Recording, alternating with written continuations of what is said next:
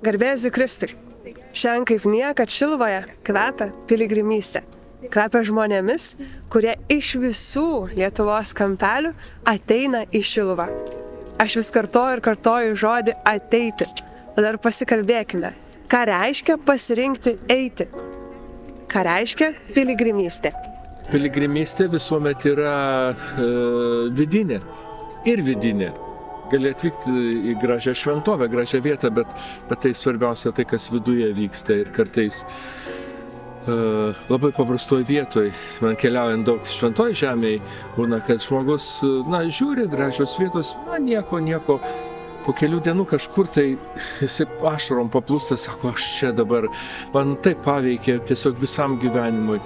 Piligrimystė visuomet su to judesiu vidaus, su atsiskleidimu, su sugrįžimu prie to, kas svarbiausia gyvenime. Ir jeigu nevyksta to, tai tik tai pasilieka aplankymas gražios vietos. Nepaslaptis, galima rinktis ir piligrimystę į Šiluvą, netgi aplink Šiluvą. Yra įvairiausių kelių. Kas jums čia keliaujant aplink Šiluvą yra ypatingai gražu?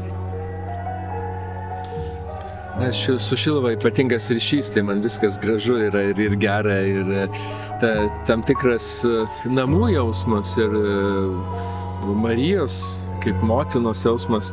Bet aš galvoju tai bendrai apie piligrimystę ir kai tenka matyti įvairiuose kraštuose tą tokį judesį, manau, kad kažkas žmoguje yra labai svarbaus to keliavimo piligrimystės. Aš nežinau, kodėl Lietuvoje kažkaip neišjudamės, nes atvažiuoti yra gerai ir visuomet kviečiam, kad atvažiuokit į šventę, į šventovę, į atlaidus, bet ėjimas jisai vėl kitaip paveikia, kitaip širdį nuteikia.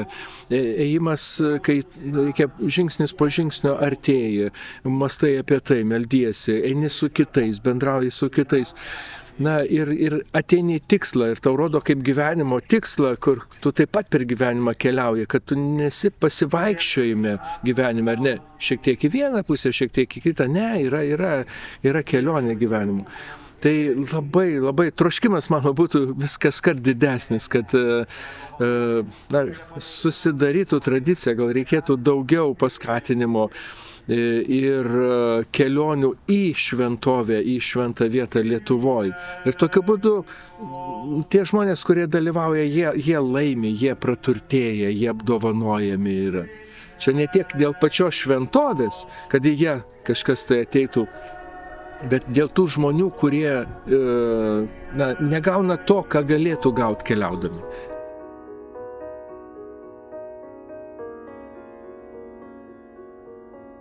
Turbūt piligrimystė apskritai mano gyvenime tokį žymi ėjimą ne nuo taško A į tašką B, o tokį apskritai gyvenimišką ėjimą.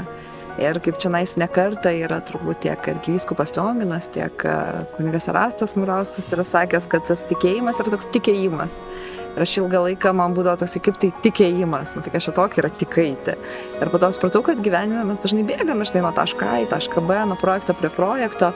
O tik eiti, tai reiškia, sustoti ir susitikti žmonės, susitikti save ir galų gale susitikti Dievą. Tai turbūt tai ir yra mano piligrimystė, kuri vienaip ar kitaip mane atveda į kažkokius taškus ir šį kartą jinai mane atvedė į Šiluvą. Visiškai nepaslaptis, kai aš tik ateinu čia į Šiluvą, užsuku į piligrimų centrą, jisai yra labai atviras. Apie ką dar yra šitas piligrimų centras Šiluvoje? Pirmiausia, be abejo, tai yra erdvė pasitikti, dažnai svetingumas. Ir aš visą laiką, man labai patinka tos užrašas prie bazilikos, kur, sako, jeigu, įeisi kaip turistas, išėjai kaip piligrimas.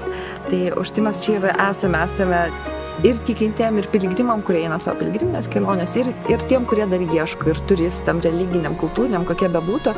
Tai pirmiausia, mes atveriam duris ir širdis, aš manau, savo pokalbiui, kuris gali būti prie puodelio kavos, prie porcijos ledų, tai atrodo prie tokių labai paprastų dalykų, bet kai pagalvoji, ar tie paprasti dalykai ir nesuteikia didžiausią kartais prasmę, tas turėjimas laiko, štai mes gal ir atlaiduose labai svarbios yra tos turiu to laiko palapinės ir tas kunigų buvimas prieinamiem visada, gabantiem išklausyti. Labai daug atlaidai yra Šiluvos dalies ir tai yra labai svarbi identiteto dalis, bet tai yra ne tik tai. Ir už tai Šiluvoje mes turime įvairias kitas veiklas, kurios vienaip ar kitaip kitaip yra susijusios su kultūra, su tikėjimu, tai už tai mes turime įvairiausias, nežinau, pabėgimus į Šiluvą, Šiluvoje skaitome, be abejo, mes turime knygas, kurios yra labai svarbios, tai taip bandome tarsi apjungti skirtingų interesų žmonės į visą tai, kas yra bažnyčia.